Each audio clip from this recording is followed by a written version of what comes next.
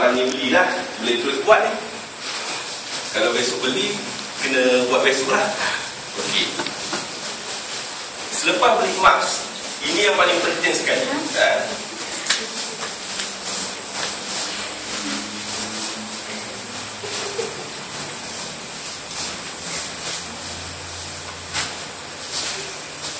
Okey. Lepas beli, kita letakkan berapa persen kita nak untung. Sebab pelaburan emas, tempoh masa keuntungannya boleh jadi sangat singkat, boleh jadi sederhana panjang, dan boleh jadi sekitar 1 tahun. Yang penting kita tetapkan sasaran keuntungan. Berbanding dengan menetapkan tempoh, menetapkan sasaran ni akan lebih efisien. Ya. Biasanya kalau pelaburan ASP katakan, kita akan tetapkan tempoh. Dan kita memang telah ditetapkan tempoh lah setahun. So tak ada pilihan. Memang kita tunggu setahun. Tapi dalam pelaburan emas, kita cuma perlu tetapkan peratus. Katalah saya beli malam ni dan saya tetapkan, katakan saya beli emas 100 gram malam ni, harganya katakan 18,000. Saya tetapkan keuntungan yang saya nak 5%. Ya, naikkan sebanyak 5% daripada harga saya beli malam ni. Boleh jadi besok, boleh jadi lusa, boleh jadi minggu depan, boleh jadi bulan depan, boleh jadi 3 bulan lagi. Jadi kalau besok naik 5%, jual besok. Kalau lusa naik 5%, jual lusa. Sekejap sangat ni, bagus sekejap. Kalau dapat gaji hari-hari kan lagi bagus daripada gaji sebulan sekali. Okey. Kalau sekiranya kita tetapkan tempoh, ada orang setengah-setengahnya menetapkan tempoh, saya nak keuntungan setahun 20%. So dia tunggu setahun untuk dapat 20%. Sedangkan dia beli hari ni, minggu depan dah naik 20%. Tapi sebab dia dah tetapkan setahun, so dia tak jual lah. Dia tunggu dah sampai hujung tahun. Elok sampai hujung tahun tinggal 5%. Ya, so bila sampai dia peratus yang kita tetapkan, jual. Kemudian boleh buat sudah pilihan yang baru. Dan itulah menyebabkan macam mana keuntungan emas boleh jadi sangat sekejap berbanding kalau kita tetapkan tempoh. Kita tengok nanti macam mana saya tetapkan tempoh sikit, 3-4% untuk setiap kali belian. Tapi accumulation boleh jadi hampir 20%. Sebab saya dapat beli dan jual berulang kali secara terang. Okay. Nah, so ini caranya. Tetapkan peratus keuntungan. Okay. Dan dalam tetapkan peratus keuntungan ni adalah yang paling penting apabila kita tahu berapa susut nilai emas tadi tu. Sebab katakan dekat sini kita nakkan keuntungan 5%. Bermakna dekat sini kita perlu campur 5%. Lepas tu kita tengok berapa susut nilai ni tadi. Katakan susut nilai emas 100 gram adalah 5%. So campurlah lagi 5%.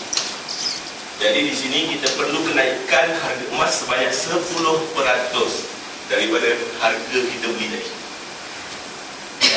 Jadinya kalau kita buatkan satu graf, macam ini, ini graf harga emas. Katakan, so katakan kita beli masa ketika harga di sini kita beli. Jadi kita perlu harga emas ni naik 10%.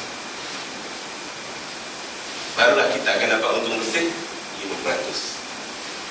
Jadi kalau susut nilai kita cuma 2%, jadi kita cuma perlu kenaikkan harga emas banyak 7% untuk dapat untung bersih 5%. Okey, so lepas dia beli terus setkan sasaran keuntungan. Lepas tu baru tengok pergerakan harga semasa. Sebelum beli jangan tengok, nanti tak jadi beli. Itu pantang larang. Sebelum beli jangan tengok. Sebab tadi saya dah tunjuk dah, 10 tahun ni saya tunjuk. Dah tengok dah. Dah tahu unjurannya menaik, dah tahu fundamental naik, technical naik. So jangan tengok. Maknanya uptrend. So beli je dulu. Lepas beli baru tengok naik lagi ataupun turun daripada harga belian. Kalau sekiranya lepas kita beli harga dia terus naik dan mencapai sasaran yang kita tetapkan ni tadi, bolehlah terus jual semoga kepada pasti goal. Kalau sekiranya turun, pada ketika itulah perlu buat belian tambahan pada paras harga yang lebih rendah dibanding belian yang sebelum ni tadi. So, caranya begini. Kalau tadi kita tetapkan, lepas kita beli, kita perlu kenaikan sebanyak 10%. Dan kalau sekiranya dia turun, kita tunggulah dia ada turun lagi sebanyak 10%. Barulah kita beli lagi untuk kali yang kedua. Okay. Faham? Kalau dia naik 10%, dia tunggulah dia turun lagi 10%. Barulah buat belian kali yang kedua. So, kalau kita beli tadi, masa beli kita tetapkan harga, masa kita beli harga emas adalah 18,000. So, kalau kita tetapkan kenaikan sebanyak 10% baru kita jual, maknanya 18,000 tambah 1,800. Maknanya kita akan jual pada harga 19,800. Pada ketiga itulah kenaikan harga. So, kalau harga emas turun,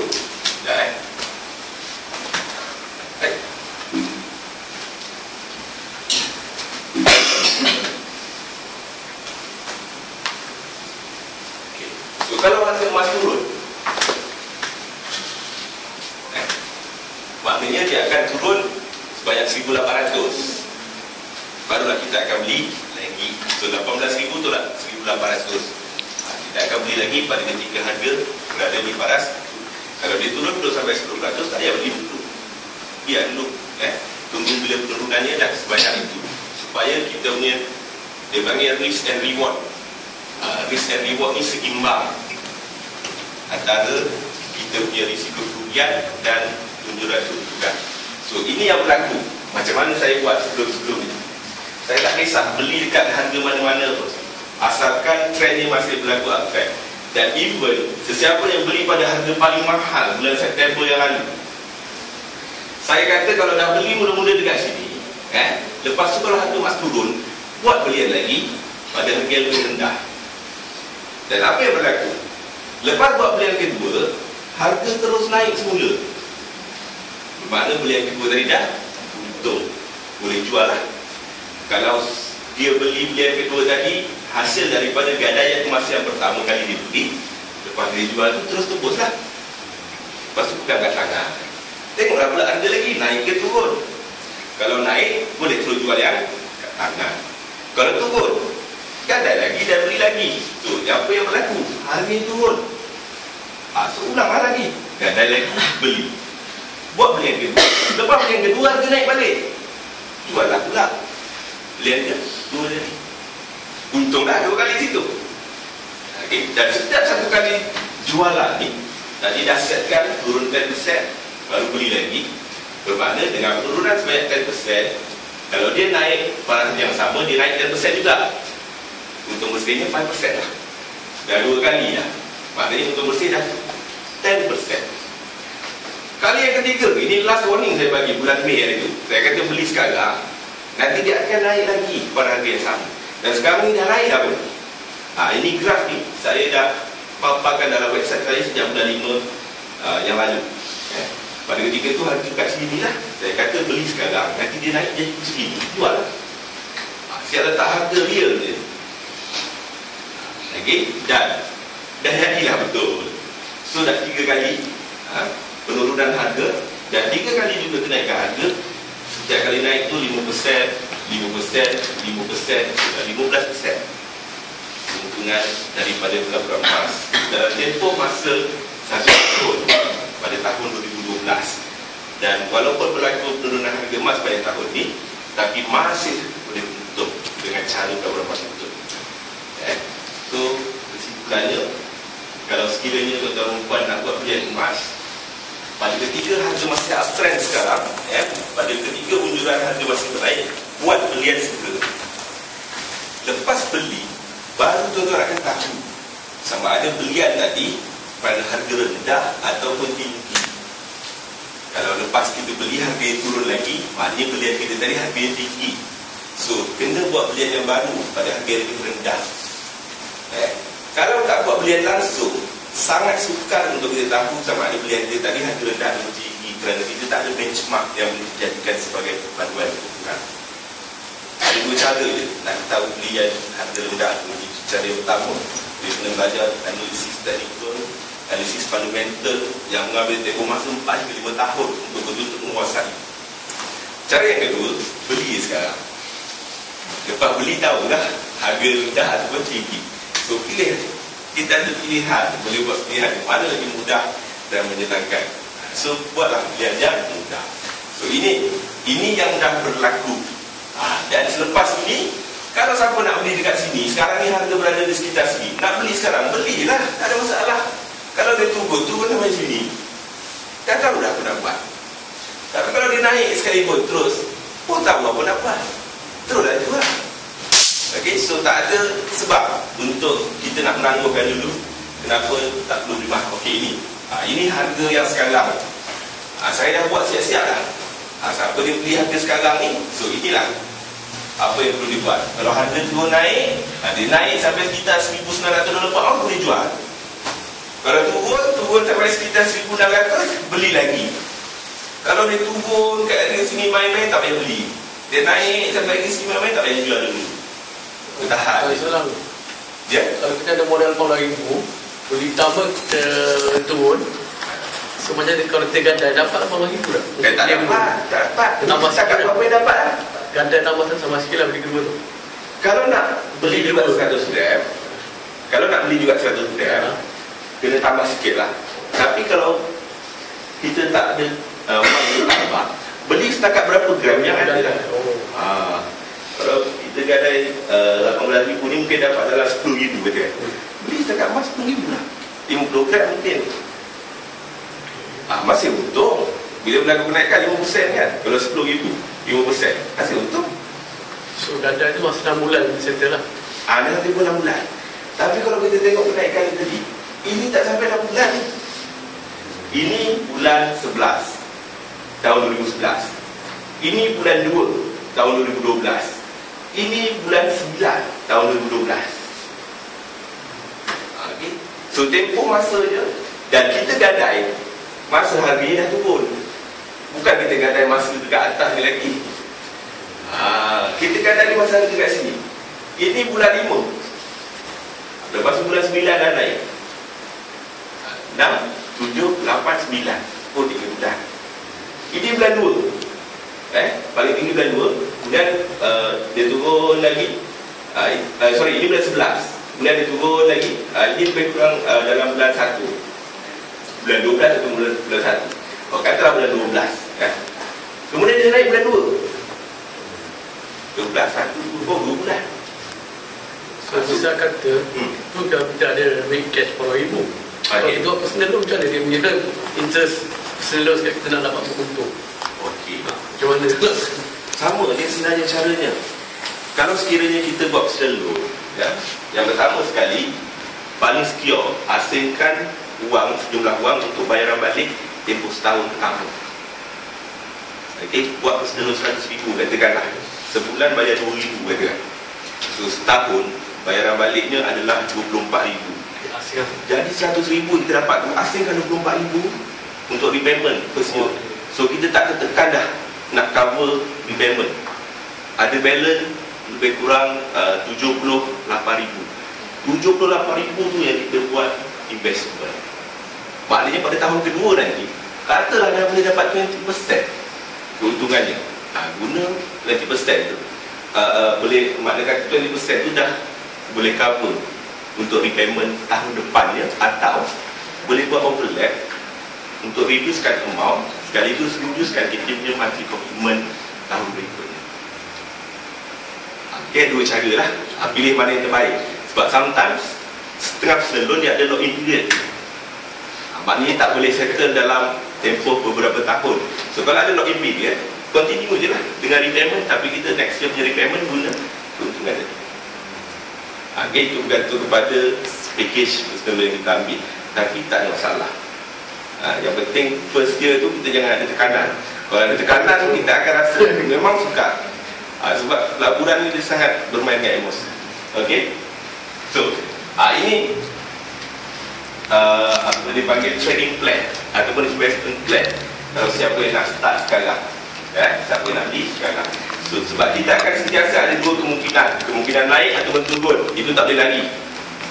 So harus sentiasa bersedia dengan dua kemungkinan ini.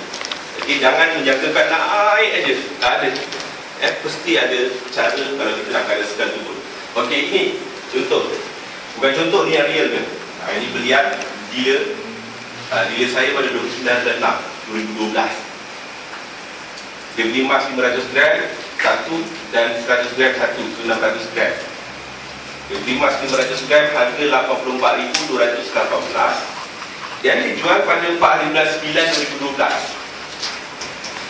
Yang 500 gram ni dia jual pada harga RM86,022.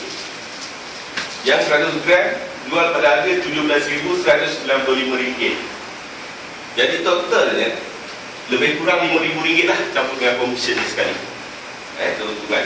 Dan baru cuma dalam tempoh masa lebih kurang 2 bulan. Maknanya lebih kurang 5% keuntungan. Dan lepas dia jual, mestilah dia beli lagi. Dan sebab dia rasa untung ni sikit lah, so dia beli lagi kali kedua ni, tambah modal lagi, beli lagi banyak. Sebab dia nak untung banyak. Saya kata nak untung banyak, beli banyak. So yalah dia paksa beli banyak sebab dah rasa untung. Ini satu contoh. Ini pun satu contoh lagi macam mana beli secara easy payment ataupun yang bayar 4 bulan tadi tu, dia boleh untung. Dia beli pada tarikh 6/8/2010. Bulan 9 itu dah boleh jual. Dia beli harga RM86,184 untuk satu ketul. Kalau dia jual pada harga RM86,022 ni, dia jual pada tarikh yang sama sekalipun, dia masih untung pada komisen. Komisen dia beli dapat 1.5%, jual balik dapat 0.5%. Komisen saja dah untung 2%. Bayangkan kalau 433,000 2%, dah banyak tu. 4 kali 2 dah 8,000 lebih. Cuma dalam sebulan, tempoh sebulan saja. Dan ini rekod investment saya untuk tahun 2012. Modal ni RM100,000. Senang. Letakkan modal RM100,000. So beli yang pertama, beli emas 250 gram dan 100 gram. 250 gram beli 2 ketul. Tarikhnya 14/12/2011. Ni ada kesilapan 2011. Lepas tu beli 100 gram seketul 14/12/2011. Jumlahnya lebih kurang RM100,000 dan saya jual pada 29/2/2012. Kedua-dua je lah. Dan keuntungannya adalah 4.44%. Dan saya dapat keuntungannya untuk profit per itemnya sekitar RM1,951 dan juga RM688. Okey, itu belian yang pertama, selesai 2 bulan ya. Lepas tu buat belian kedua. Belian kedua pada 17 Mei 2012. Beli emas 500 gram satu ketul, 100 gram satu ketul, 10 dinar satu ketul dan 5 dinar satu ketul. Yang mula-mula tadi beli 600 gram, yang kali kedua ni beli lagi banyak. Kenapa boleh jadi macam itu? Sebab campur dengan keuntungan kali pertama tadi. Campur keuntungan kali pertama, reinvest semua, beli lagi emas, maximiskan dan jual pada 3 Jun 2012. So untungnya tak banyak, 2.6% je. Dia tak tamak. Orang tak tamak ni kan selalu tak rugi. Orang tamak selalu rugi. Dan kali ketiga, 29 Jun beli emas 500 gram dan juga 100 gram. Itu 600 gram jugalah. Dan beli pada 29 Jun dan jual pada 4 September 2012. Dan keuntungannya sekitar 2.14%.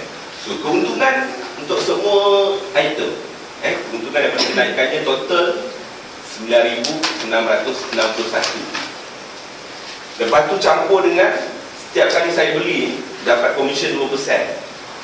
Jadi total ni semua kali dengan 2% dapat RM6,635.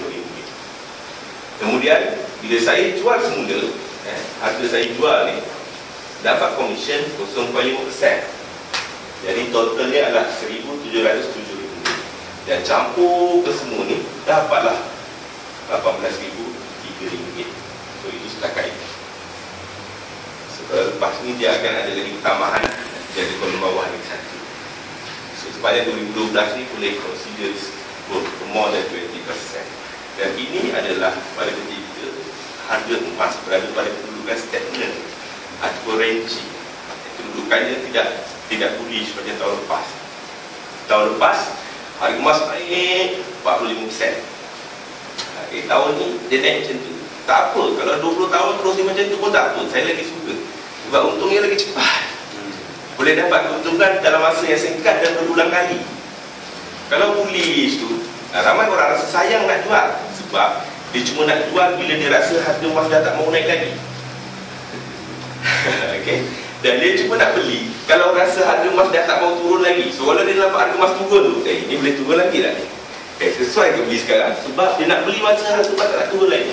So nasihat saya, beli emas ataupun buat pelaburan bila kita dapat melihat ada potensi keuntungan, dan jualkan ataupun raih keuntungannya apabila dah capai ratus yang kita tetapkan.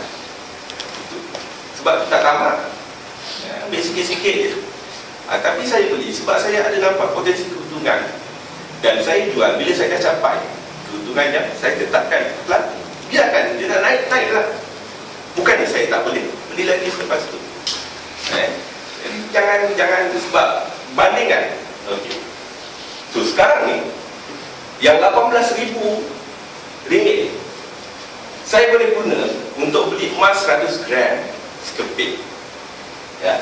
So jadinya sekarang ni saya ada dalam akaun, saya ada RM100 cash, dan dalam tangan saya ada RM100 gram. Ini gold. Pada asalnya ni tak ada ni, saya cuma ada RM100 cash saja. Tapi sekarang ni saya dah ada RM100,000 masih ada, dan dalam sama ada 100 gram. Dapat free. Dapat free. So lepas ni sesak-sesak, ini je lah yang digadai. Okey, inilah keuntungan dapat emas. So keuntungan yang selepas ni dapat lagi seketul lagi 100 gram lagi. RM100,000 ni ada, masih tetap dalam akaun. Tapi 100 gram ni dah ada 200 pula. Sebab saya beli guna keuntungan. So kalau nak beli emas untuk simpanan, inilah yang saya guna keuntungan ni lah. Dan guna untuk simpanlah sampai nak cucu cicit nanti, tak ada masalah. Duit kita dalam akaun yang pada asal ni tak hilang. Bandingkan satu orang kawan saya, dia beli pada awal tahun RM100,000, sampai sekarang ni masih belum dijual. Kenapa tak jual, saya tanya? Sebab orang kata bulan 12 ni naik lagi. Saya cakap kalau macam tu bulan 12 tahun depan pun jangan jual, sebab tahun depan tu bulan 12 naik lagi. Kalau dia tanya tahun depan, dia kata tahun depan dia pun naik lagi. Dia beri tu jangan jual. Ya. Dan kalau dia jual sekalipun, katalah kenaikannya sebelum 100, so saya tak keuntungan mungkin sekitar 600. Maknanya kalau dia jual, dia akan dapat RM106,000. Ya. So keuntungan RM6,000, dia tak akan dapat beli emas 100 gram macam yang saya dapat. Dia cuma boleh dapat 5 dinar, 5 dinar sekeping, ataupun 10 dinar lah sekeping. Saya dapat 100 gram. Kenapa? Sebab keuntungan saya lagi banyak lah. Sebab saya tak tamak, ambil untung sikit-sikit. Orang tak tamak selalu untung. Kata orang tua, saya tak tahu lah, tapi betul. Okay, so apa yang penting di sini adalah kita menetapkan sasaran daripada pelaburan kita supaya kita dapat mengurus dengan lebih baik, dan keuntungan itu dapat direalisasikan dengan pencapaian pelaburan tadi. So, jangan kita jual, tak nak jual sebab harga nak naik lagi, tak nak jual. So, jualkan, nikmati keuntungan tu bila dah capai keuntungan yang kita tetapkan, dan lepas tu kita boleh beli lagi. Ni lepas dah jual, boleh beli yang 100 gram ni, pegang kat tangan. Yang RM100,000 ni beli lagi untuk pelaburan yang seterusnya. Diulang kan? So asingkan. Okey, yang 100 gram ni untuk investment anak sekolah, masuk universiti. Yang RM100,000 ni keep on untuk reinvest, untuk regenerate, untuk next punya gold bar, untuk saving anak-anak lah. Anak pergi haji ke, berapa kali nak pergi haji, daripada situ. So RM100,000 tu boleh menghasilkan berkilo-kilo gold bar dengan cara itu. So tuan-tuan, inilah bagaimana cara pelaburan emas yang sebenar. Dan saya pasti cara ini sangat berkesan. Kalau saya amalkan berkesan, tuan-tuan itu praktikan berkesan. Kalau tak, saya pun tak bertahan selama ini dalam pelaburan emas. Okey. Dan sekarang ni saya buka untuk soalan lah. Kalau ada sebarang soalan, silakan. Ada pertanyaan? Ada saya apa? Abang ni faham lah. Abang ni pun tak faham. Okey. Yang date tu 14-12 sold date tu lalu ni ke? Ini 2011. Oh kan ini. Dia typo. 2011. Bulan 12 2011. Ada saya ataupun nak beli malam ni. Boleh jumpa balik. Baik, tuan-tuan dan puan, yang saya kongsikan ni tadi semua, mungkin ada di antara tuan-tuan yang tak boleh ingat sebenarnya. Dan